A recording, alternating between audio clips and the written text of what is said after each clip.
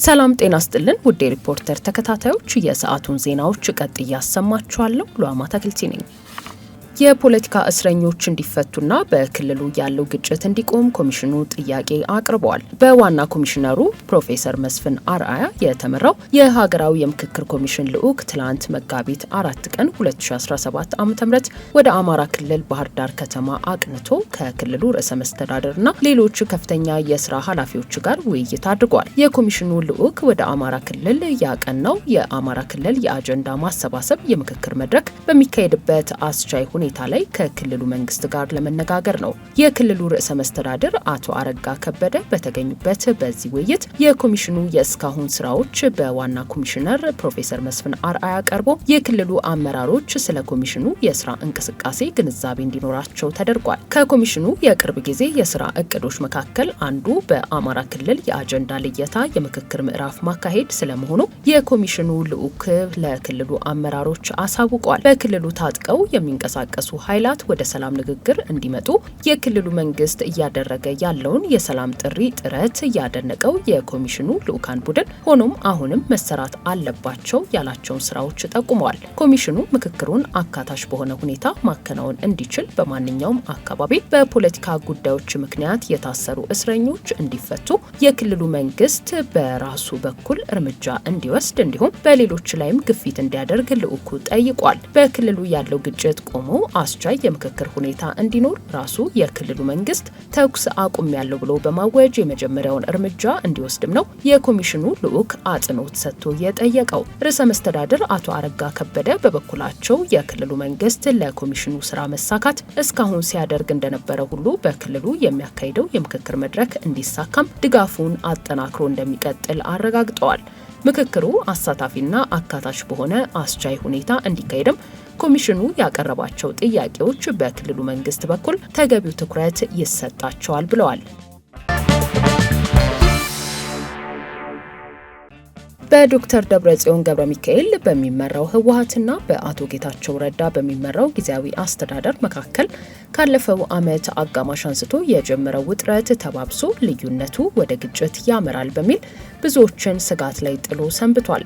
በተለይም የክልሉ ጊዜያዊ አስተዳደር አቶ ጌታቸው ረዳ በሰራዊቱ 4 ከፍተኛ አመራሮች ላይ ጊዜያዊ እግድ ማሳለፋቸውን ተከትሎ በምክትላቸው ሌተናል ጀነራል ታደሰ ወረደ የሚመራው የጊዜያዊ አስተዳደሩ ሰላምና ጸጥታ ሴክሬታሪያት እንዲሁም በዶክተር ደብረጽዮን ገብረሚካኤል የሚመራው ህወሓት ጠንከር ያሉ መግለጫዎችን ማውጣታቸው ሁኔታውን ይበልጥ እያካረረው ይመስላል።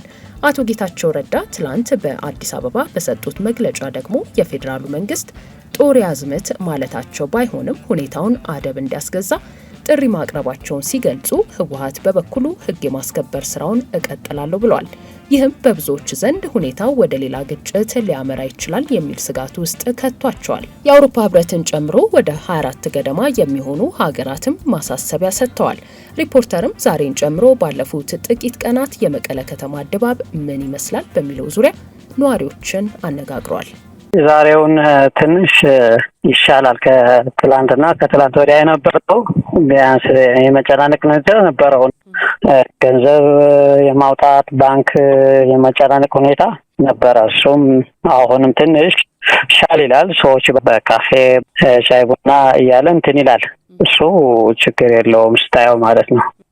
የመጨናነቅ ሁኔታ ግን እንዳለ ሆኖ ማለት ነው። ይለያያል። የመቀሌ ያለው ድባብና የሌላ ወረዳ ይለያያል። ወረዳዎች ላይ ያለው ትንሽ መጨናነቅ እንዳለ ሆኖ እንደዛ ስጋት አለው። የጦርነት ድባብ ሊነሳ ይሆናል ወይ የሚል ስጋቶች አሉ። በዛም በዚህም ያለው ካለ በተለይ ጀነራሎቹ ኢንተርቬንሽን ሰው ማልፈለገው ለውጥ ትንሽ ለውጥ አለ። መጨናነቁ እንዳለ ሁኔታ እንዳለ ነው።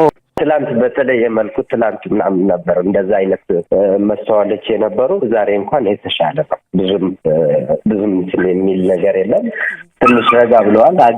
የታክሲ ምናምን አለመኖር፣ የቤንዚን ምናምን አለመኖር እንደዛ ምክንያቶች ነበሩ። ትንሽ የመጨናነቅ እና የዋጋ ግሽበት እቃዎችም ምናምን በሙሉ ጨምረዋል። ያው አሁን ትንሽ የተሻለ ቢመስልም ያው ድባቡ ግን ተመሳሳይ ምንም የተለየ ነገር የለው። ሰው ያው ተጨንቀዋል። እንግዲህ ያለፈውን ነገር መድገም ስለማይፈልግ እንደዚህ አይነት ነገር ሲያገኝ ይደናገጣል እና ባህሪያዊ ነው መደንገጡ፣ ግን ትንሽ ያስቸግራል። እነኚህ አዲስ የገቡ ሰዎች ላይ በዛ ፍላጎትም የለውም የሚሄድም እንደዚህ በቃ አገልግሎት ሰጪ ቤዚክ ሰርቪስ የምንላቸው በሰዓቱ የሰጥናቸው። የነዳጅ እጥረት አለ፣ የባንክም ብር ስታወጣ መጨናነቅ አለ። ግብይት ስትሄድ ደግሞ የግብይት እቃዎች ምናምን ለመግዛት ደግሞ እንደሱ አንዳንድ እቃዎች ይወደዳሉ። እንደዚህ ነገሮች አሉ። አጠቃላይ ማህበረሰቡ ትንሽ ምክንያቱም የ2013 የነበረውን ከፍተኛ ጭንቅላት ላይ ትራውማ ፈጥሮበታል። ምክንያቱም ጦርነት ምንድን ነው የሚለው እሱን ነገር ታሳቢ ያደርገዋል። በጣም ከፍተኛ የሆነ መጨናነቅ አለ። ይህ መንግስት ራሱ በተለይ የማህበራዊ ሚዲያም ትንሽ ትክክለኛ ያልሆነ እንደዚህ ይሆናል የሚለውን ነገሮችን ትንሽ ስጋት ነገር አለ። ይህን ነገር መንግስት ራሱ ሲደረና ካለው ትክክለኛውን እንትን ቢያደርገው ጥሩ። ክልሉ አሁን የጸጥታ ነገር ችግር የለውም። አሁን ያለው ነገሮች አሁን ከመቀሌ ያለሁት ነው የምነግርሽ ማለት ነው። አሁን ትንሽ ትናንት ወዲያ የነበረው ትንሽ የመደናገጥ ነገር ነበረ። ትናንት ወዲያ አካባቢ ዛሬ ኖርማል ማገዳም ከተማ ውዬን አሁን የወጣሁት የተሻለ አንጻራዊ ነገሮች ይታያል። ስራዎቹ ወደ ኖርማል የመመለስ አለ። ያ አስገዳጅ የሆነ ኑሮ ውድነት ግን ሰው ግን እግዚኦ ብሏል። በቃ ሰው በረሃብ ነው ምን የሌለው የሚበላ ያለም ባንኮች ራሱ አሁን ብር ራሱ በፈለከው ወጪ አይደረግም። አሁን ነው እንትናስ ባንኮቹ ራሱ ከፍተኛ ብር ወጪ ስለሆነ የምትፈልገው ነገር ወጪ እንትን አይደረግም። የለም እሱ ራሱ የባንኮች ያለውም ትንሽ ችግር አለ። ጤፍ አሁን ከነበረው ቢያንስ ወደ 40% ነው የጨመረው ማለት ነው። ከነበረው ዋጋ ማለት ነው 16,000 ለአንድ ኩንታል ማለት ነው። 12 ነበረ 12,000 ነበረ ጤፍ ለምሳሌ አሁን 16,000 ነው ያለው። እንትን ሰው በጣም እንትን ያለ ማለት ነው። የፖለቲካ ፓርቲ ሰዎች እነኚህ ሰዎቹ በራሳቸው ፖለቲካ ችግራቸው መፍታት አለባቸው። ወደ ህዝቡ ችግራቸው መውረድ የለበትም ነው። ፖለቲካ ልዩነታቸው በፖለቲካ ቁጭ ብለው ተወያይተው መፍታት ነው ያለባቸው። ትልቁ ስጋት የሆነው የሰራዊቱ ኢንተርቬንሽን ከሁለት ቀን በፊት የነበረው ዛሬ አርብ ነው። ከሐሙስና ከሮብ የነበረው ትንሽ ሁኔታው ረገብ ይላል። ስጋቱ እንዳለ ሆነ ማለት ነው። በ8 ወራት ውስጥ ከቡና ወጪ ንግድ $1 ቢሊዮን ገቢ መገኘቱ ተገልጿል። ኢትዮጵያ በበጀት ዓመቱ 8 ወራት 179,028 ቶን የቡና ሻይና ቅመማ ቅመም ምርት በመላክ 925.92 ሚሊዮን የአሜሪካን ዶላር ገቢ ለማግኘት አቅዳ 269,114 ቶን በመላክ 1 ቢሊዮን የአሜሪካን ዶላር ገቢ ማግኘቷን የኢትዮጵያ ቡናና ሻይ ባለስልጣን አስታውቋል። ከቡና ኤክስፖርት ብቻ በ8 ወራት ውስጥ 247,248.79